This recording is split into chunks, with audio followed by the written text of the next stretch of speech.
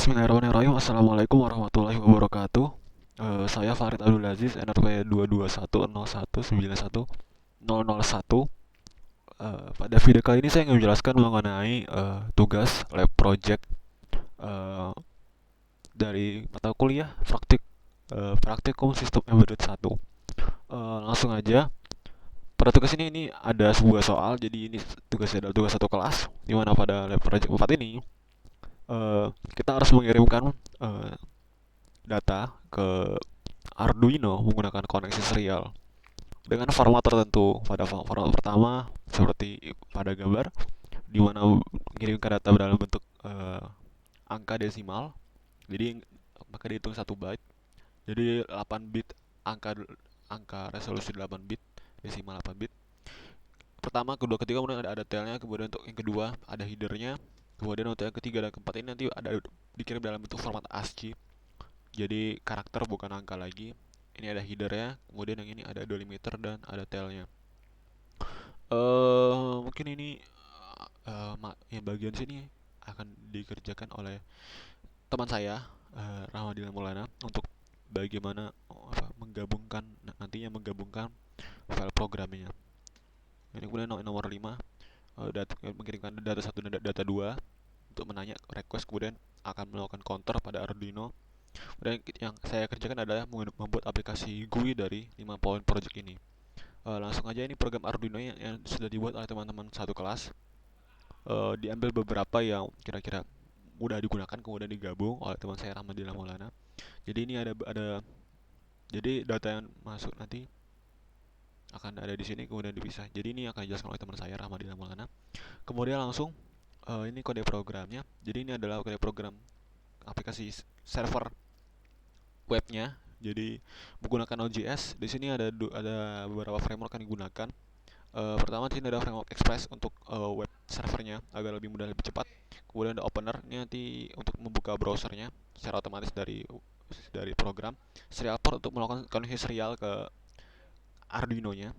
Kemudian socket I/O untuk koneksi real time. Jadi antara web browser atau selaku klien dengan web server itu akan dihubungkan secara real time. Jadi seolah-olah aplikasi web browser sebagai klien dan server itu seolah-olah nanti bisa ketika berjalan pada komputer yang sama, seolah-olah bisa menjadi satu buah aplikasi. Langsung, oke, ini tampilannya, ini yang buat teman saya Cahyo. Uh, dia yang mendesain tampilannya. Jadi ini bisa kita lihat pada bagian publik ini ada index.html. Jadi dia membuat tampilannya menggunakan Bootstrap. Nah, mungkin dia dijelaskan di video milik dia. Langsung aja saya bahas mengenai aplikasinya. Jadi pertama kita demokan dulu. Oke, di sini ada pilihan portnya. Jadi ini Arduino sudah saya upload. Kemudian di sini ada pilihan port. Jadi ini real time. Kita cabut Arduino maka hilang. Kita ketika pasang dia akan mengecek terus menerus. Kita pilih keempat, kita open, maka statusnya hijau berarti sudah terhubung. Jadi contoh misalnya soal 1, kita kirim data.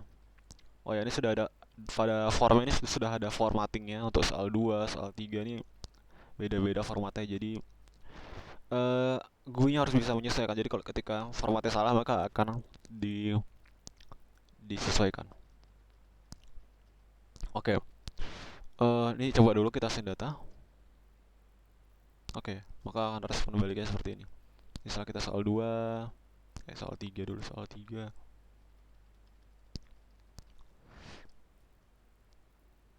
Oke, bisa kita lihat. Pertama saya jelaskan dulu kode program utamanya. Jadi pertama kita require beberapa hal-hal yang dibutuhkan seperti express-nya, framework express, opener, kemudian framework serial port, kemudian ini event emitter. Event emitternya akan digunakan nanti, ini bawaan dari Node.js-nya. Kemudian kita require HTTP, kemudian kita require socket I/O. Socket I/O-nya akan berjalan di atas server web server HTTP-nya. Selanjutnya ini Apius Express Static Public. Jadi kita bisa menggunakan resource static pada bagian publik, folder publik ini. Kemudian kita tampilkan bahwa soket I/O sudah berjalan. Kemudian ini untuk root utama. Jadi pada web server ini cuma ada satu buah root, yaitu root root untuk root root T untuk root. Jadi ini adalah root. Dia akan mengirimkan file index.html-nya yang di sini. Kemudian nanti pada index.html nanti akan merequire script. Jadi scriptnya nanti diambil dari HTML, akan mengambil script yang ini. Ini adalah script JavaScript untuk bagian klien. Oh, langsung aja. Ini ada port per port. Jadi ini untuk mengirimkan port. Jadi dia bisa dapat mengirimkan informasi port yang terdapat pada yang terdeteksi oleh Node.js ya. Pada dengan menggunakan fungsi serial port list ini. Kemudian ini ada fungsi listing port ini. Jadi ini listing port. Jadi dia akan mengirimkan terus menerus dengan interval 1 detik. Kemudian ini send port list ini adalah fungsi untuk di trigger ketika nanti ada ketika membuka koneksi baru, maka akan mengaktifkan fungsi ini. Jadi dia ketika membuka koneksi baru maka akan mengirimkan port ini. Jika listing down belum selesai, jadi listing down ini jadi kan dia akan mengulang terus listing. Ketika listingnya belum selesai maka dia akan mengaktifkan lagi fungsinya rekursif. Jadi tunggu selesai baru bisa dikirim. Dikirimnya pun ada intervalnya juga 1 detik. Jadi dikirim list ports. Oke, selanjutnya nih ini adalah bagian untuk koneksi serial port. Kemudian di sini adalah bagian untuk koneksi soket I/O. Oke, kemudian ini untuk membuka browsernya nanti. Terakhir ini ada listen. Jadi ini port yang kita gunakan apa? 8001 port webnya. Bukan portnya. Kemudian kita bahas dulu koneksi serial. Jadi koneksi serial ini dibuat dengan di atas ini ada ya. Ini di mana? Oh ini. Port new serial port. Jadi kita port kemudian konfigurasi baud rate 9600. Kemudian ada 4 buah event yang kita aktifkan. Ada port on open, port on data, port on error, dan port on close.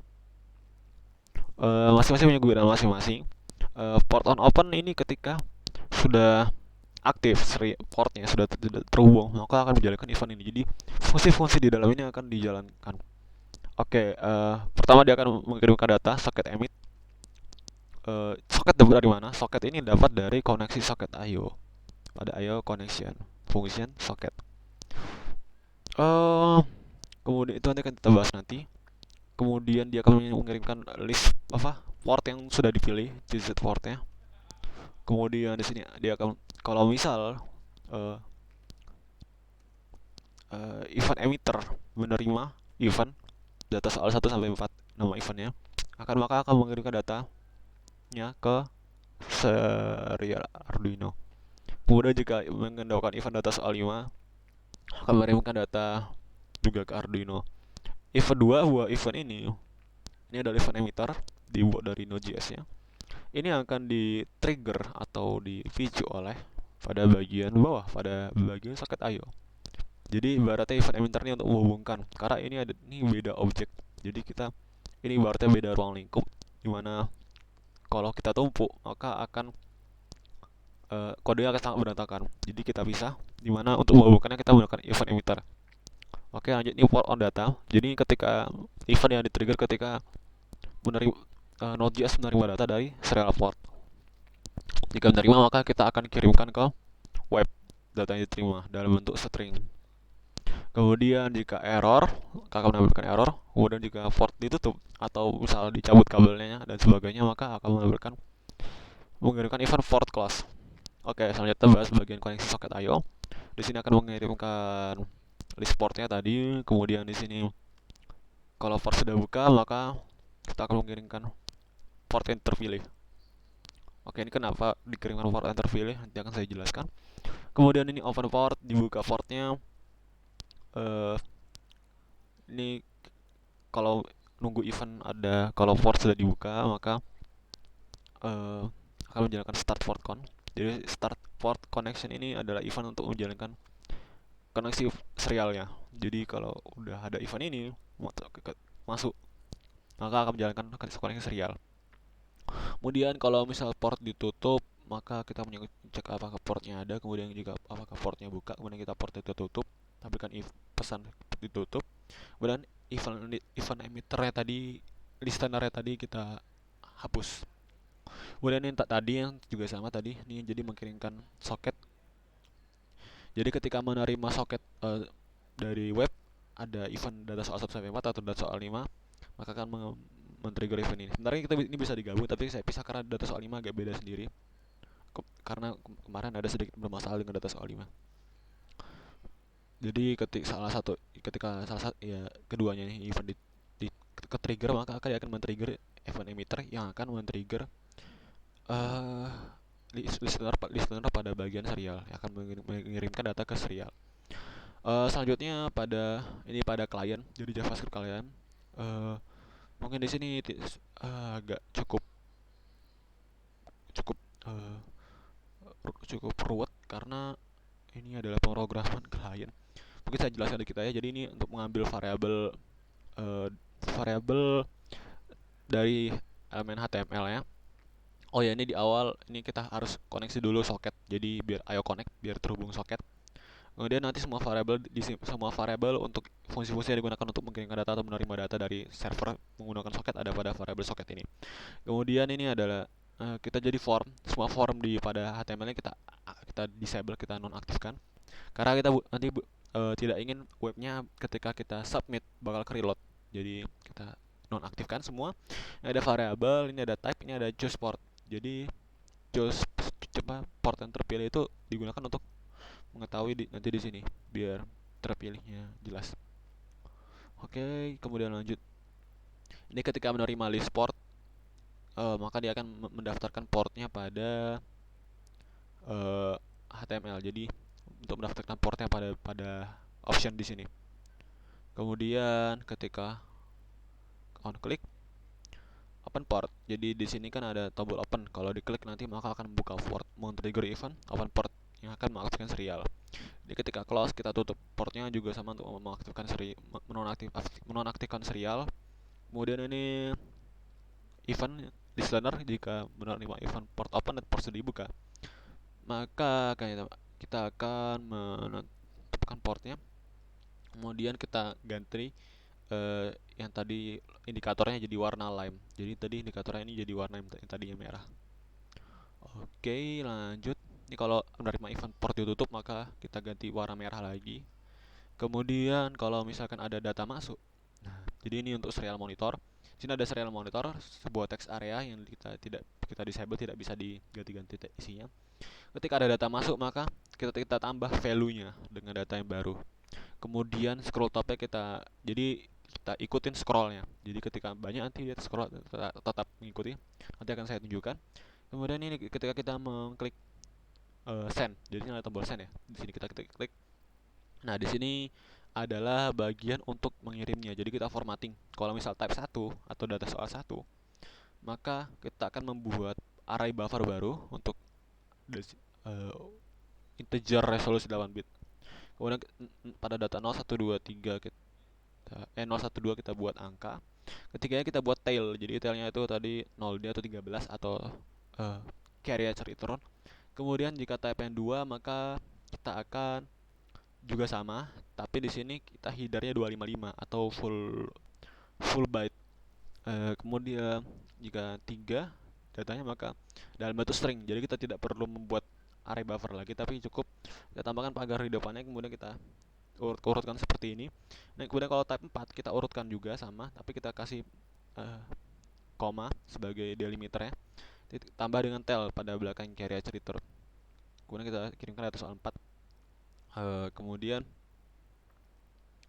untuk data soal 5 agak berbeda karena nanti data soal 5 memiliki 2 buah tombol. Ketika kita pilih data soal 5, maka formnya ternonaktifkan, terdisable. Kemudian ada 2 tombol ini, data 1 atau data 2. Karena hanya menginginkan data 1 tanda tanya atau data 2 tanda tanya. Oke, jadi langsung socket emit data 1 tanda tanya seperti ini. Data 2 tanda tanya. Oke, kemudian ini clear monitor. Ini fungsi untuk nge-clear monitornya. Jadi ini kita bisa klik monitor, plug, hilang semua, jadi kosongkan. Kemudian ini fungsi klik on change, check on change. Ini untuk memastikan bahwa nilai yang diinput pada form itu tidak salah. Jadi ketika type 1, maka seperti pada soal, di sini nilainya 50 sampai 100, kemudian 100 sampai 150, 150 sampai 200. Jadi kita sesuaikan. Di mana data pertama itu tidak boleh, jika kurang dari 51 maka harus 51. Jadi tidak boleh kurang dari 51, kemudian tidak boleh lebih dari 100. Kemudian kedua, tidak boleh kurang dari 101, tidak boleh lebih dari 150. Ketiga, tidak boleh kurang dari 151, tidak boleh lebih dari 200. Kemudian eh kita kosongkan, kemudian kita tambah, jadi kita ditambah number, jadi dikosongkan kemudian dibuat string intinya.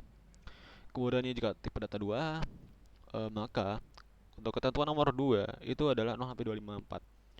Jadi simple, dimana jika lebih dari 254 maka jadi 254, jadi tidak boleh lebih dari 254, tidak boleh kurang dari 0. Kemudian kalau untuk yang 3 adalah string, jadi 000 sampai 999. Jadi gini, ketika lebih dari 999 kita tidak boleh lebih dari 999, tidak boleh kurang dari 0. Kemudian jika range-nya 2, maka kita tambahkan 0 di depan. Jadi kalau misalnya 80, maka kita ubah jadi 080. Kemudian jika lengthnya 1, kita tambahin 2 buah 0 di depannya. Jadi misal nilai 7, maka diganti 007 nanti. Kemudian type 4. Type 4 ini yang terakhir. Type 4, oh ini. 0 sampai 100, jadi gampang aja di sini. Tidak boleh lebih dari 100, tidak boleh kurang dari 0. Ini kita kosongkan. Iya. Oke, kemudian data 1 on key up. Jadi ketika kita mengetik di sini, maka event on key up ini ketika kita klik kemudian kita tarik lepas. Nah, itu namanya on key up. On key up ini fungsinya di sini ada beberapa. Pertama, khusus untuk data 1, kalau misalnya lebih dari 3, maka kita slice. Jadi ibaratnya kita tidak boleh lengthnya lebih dari 3. Jadi misal 1, 1, 1. Nah, tidak boleh lebih dari 3. Kalau kita tambah, ketika kita lepas maka akan menjadi 3 lagi panjang datanya. Kemudian ketika diganti, maka kita akan menjalankan fungsi check on change. Jadi ada dua event listener, on key up dan on change. On key up ketika kita melepas tombol keyboard, sedangkan on change ketika kita mengganti fokus dari form. Jadi formnya sudah, jadi ini kita fokus ke form, ini sudah kita ganti fokusnya ke form. Jadi ini akan men-trigger event on change. Check on change, kita jalankan fungsi ini tadi, yang ini. Kemudian data 2 juga sama, data 3 juga sama, jadi lengthnya cuma boleh maksimal 3. Kemudian untuk data option itu nanti bagian sini, data option. Nah, ketika kita ganti, maka akan mengganti nilai type, variable type. Jadi type ini tadi digunakan untuk di sini check on change dan untuk menentukan format datanya. Kemudian ada tambahan untuk case soal 5. Jadi ketika case soal 5, ketika kita on change, itu harus mendisable ketiga ini, kemudian kita memunculkan 2 buah tombol ini. Kemudian kita ganti lagi, maka akan memunculkan tombol ini dan mengaktifkan 3 form ini, 3 buah input. Oke, sudah. Ini tetap ketika kita ganti harus kita kosongkan, jadi mulai dari kosongin lagi. Kemudian ini ada fungsi list port on change. Jadi ketika kita change di sini on change, maka kita akan mengganti choose port atau port yang dipilih. Oke, sudah, mungkin itu saja. Kita jalankan. Jadi ini sudah terkoneksi, masih dengan port 4. Kita close lagi, kita open lagi, nggak masalah. Misal kita buat 20, maka jadi 51 tetap. Nah, kita masukin angka random maksimal 200, kita send.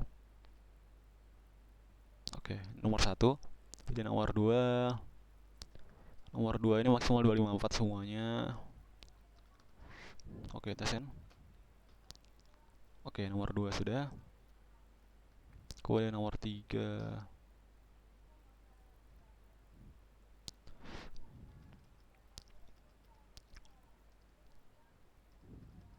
Ini dalam bentuk string nomor 3. Oke, ini sudah masuk datanya. Jadi nomor 1 ini ada tailnya, nomor 2 ada headernya, nomor 3 ada headernya. Kemudian nomor 4 maksimal 100 ya. Oh, ini ada tailnya juga, karya cerita 13. Ini soal nomor 5, misal kita request data 1.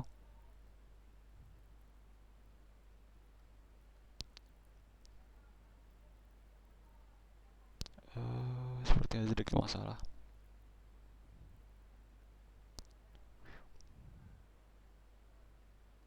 Kita restart saja.